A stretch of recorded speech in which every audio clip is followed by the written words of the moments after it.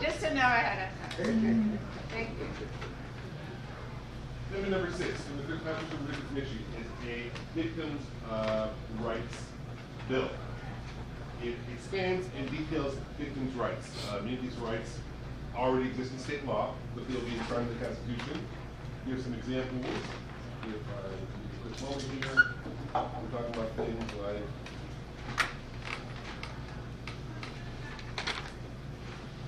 to speak at proceedings that involve sentencing or pretrial, protections from the victim if bail is granted, supposed victim is bail, so it's going to be found guilty, victim's rights to due process, freedom from intimidation and abuse. Most of these rights already appear in the state constitution.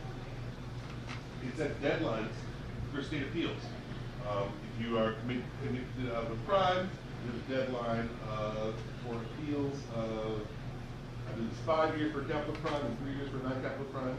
Don't quote me on those numbers. It eliminates the constitutional provision. So in the Constitution, it currently says that victims have certain rights and the accused have certain rights, and one cannot interfere with the other. It removes that language that says that victims' rights do not interfere with the right of the accused. Also, because this is a bundled amendment, it also raises the mandatory age for the retirement of judges. We have a retirement age right now of 70, and they'll raise it to 75. Judges who turn the mandatory retirement age during their term will allow to continue through and finish out the terms. And it prohibits courts and judges from deferring to administrative agencies interpreting state laws. When a new state law is passed, different agencies will get their lawyers together and they'll write interpretations of, we think this is what this means for the type of things that we do in our office.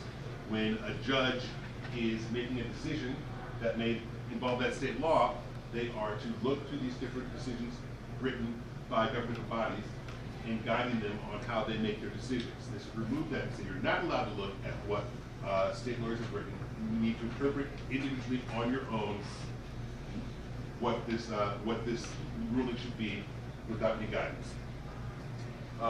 I really hate this one. This is, as I said, the one that I wrote the piece about, because for starters, the summary, the part that people are going to see on the ballot that describes what this language actually does, does not include the fact that there are deadlines now for state appeals. Adding deadlines to state appeals is going to make it less likely that people are able to appeal. It's going to mean more likely that people who are accused of crimes will stay in prison. And since Florida has one of the highest exoneration rates in the state, that will definitely ensure that people who are innocent of crimes, who are able to prove that they are not guilty, will actually be unable legally to do so. And this, I think, is the most important part of the language, and it has been removed from the ballot summary. Yeah. The day after I wrote the article, the League of Women Voters filed a suit to get Amendment 8 stricken from the ballot for similar reasons and leaving out language from the summary that is some of the most important part of the amendment itself. This is a method of the CRC.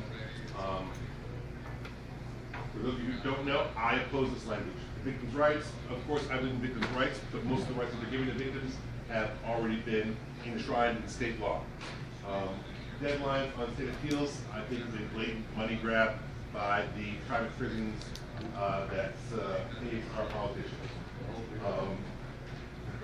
Saying that victims' rights overcome the rights of the accused, I can't speak to the BSA, but that sounds to me like barbarism.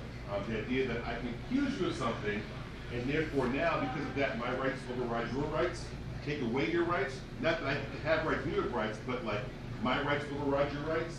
That to me brings barbarism. Amendment for retirement age for judges in Florida. I think the legislature should do that. We don't need a constitutional amendment for that. And why are we paying lawyers at these different departments to write opinions if we don't trust those opinions when it comes to the court of law? I would like to think that if I'm ready for office, if some state law is passed about what is illegal for me to do, and I check the Division of Elections and see what their lawyer says I'm allowed to do, and then I appear before a judge, I can't use that as a reason why I thought I was allowed to do that thing. That's kind of ridiculous to me. I personally am against number 6. Supporters are 37 different sheriff's offices.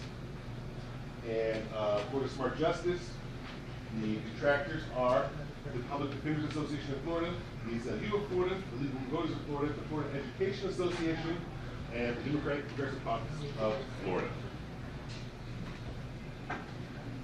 I would like to open the floor to see if we have any discussion on this, any questions, any pushback. I know I was pretty vitriolic about this. Yes, sir, Matt. I'm sorry, I'm not running the stack. Well, we don't need it. Are there currently any, for the appeals process, any limits on it? Does this change limits, or is this? No, there's currently no. If you, 8 years later, discover new evidence that proves that you're innocent, you can put that forth and say, hey, I'm innocent. And we have this going on. People have been in prison for 30 years, and they're exonerated by new DNA evidence. So new technology coming out all the time, and old technologies being debunked. I think that's a big deal. So it wouldn't even make exceptions for things There's time for limit exceptions, technology? 3 and 5 years. At least by my reading of my interpretation of the language and by what others who I've read about interpret the same language. Other questions, comments? I'm Yoni. Hi. I sort of wanted to, I always believe that there's always like a certain group of people that show up to get educated. This is the kind of example that we really need to all take home with us and talk to other people about, because when you look at victims' rights, who's going to say no? Who's going to say no to that? And to educate people that these are like constitutional changes. They're not allowing legislatures to discuss and debate and whatever and make laws. This is constitutional change, and how dangerous this can be, and how subtle they can be, and just saying, oh, this is all about the victim's rights. Nobody's going to vote against that. So this is like one of those perfect examples to go back and talk to neighbors about it. Yes. Well, With this that- would be not to steal language from the right. This would be a perfect example of